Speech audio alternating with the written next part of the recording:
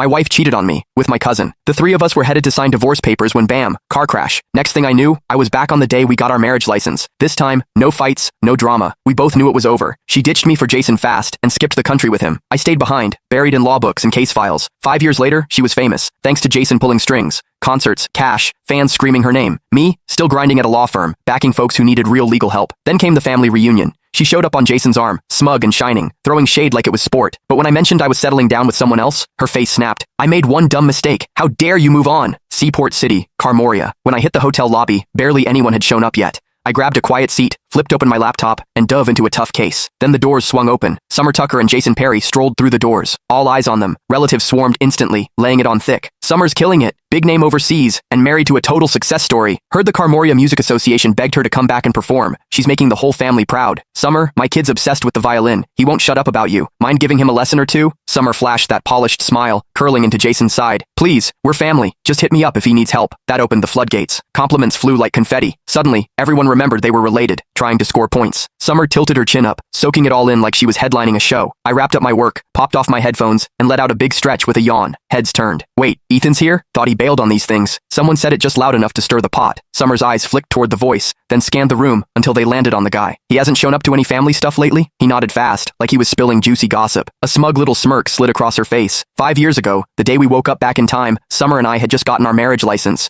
We were on our way to see our parents. Out of nowhere, she ditched me in front of everyone, ran straight into Jason's arms, and told him she loved him. Then she looked me dead in the eye and asked for a divorce. Said Jason was the one she really wanted. The whole family saw it go down. Most of them were here again today. Ethan's at Berevia Law, right? Dude's always buried in work. Never shows up to these things. Bet he's here for Summer. Maybe he still wants her back. That mess back then? Total humiliation. Summer's a star now, and Jason's her agent. Total power couple. Ethan trying to crawl back? Pathetic. The whispers kept going. Summer leaned into Jason, all smug. That's ancient history, she said, voice sweet. Jason's the one I really love. Silence. They looked so picture perfect. No one wanted to dig up the past. I barely glanced their way before flagging down a waiter. One coffee, no drama. I just wanted my parents to show up, say whatever they had to, and let me bounce. Jason didn't love that I was chilling. He strolled over, fake grin locked in place, voice dripping with sarcasm. Ethan, wow, didn't recognize you. You look beat. That job of yours eating you alive? Heads turned. Cue the peanut gallery. They jumped in like I was still 12. Ethan, you really should have picked a better job. Lawyers work nonstop and don't even make that much. Pushing 30 and still single? Embarrassing. No wonder you skip these get-togethers. Total disappointment. I locked eyes with Jason, then finally took a real look at him and Summer. Her hair was styled to perfection, wrapped in a plush cashmere coat, decked out in designer everything. She was practically sparkling with money. Jason had on a tailored suit, wedding ring shining. The way he carried himself, he looked like he stepped off the cover of a billionaire romance. No surprise people thought they were perfect. They nailed the look. I rubbed my temples and took a step back. Jason, you done? If so, back off. Your cheap cologne's killing my head.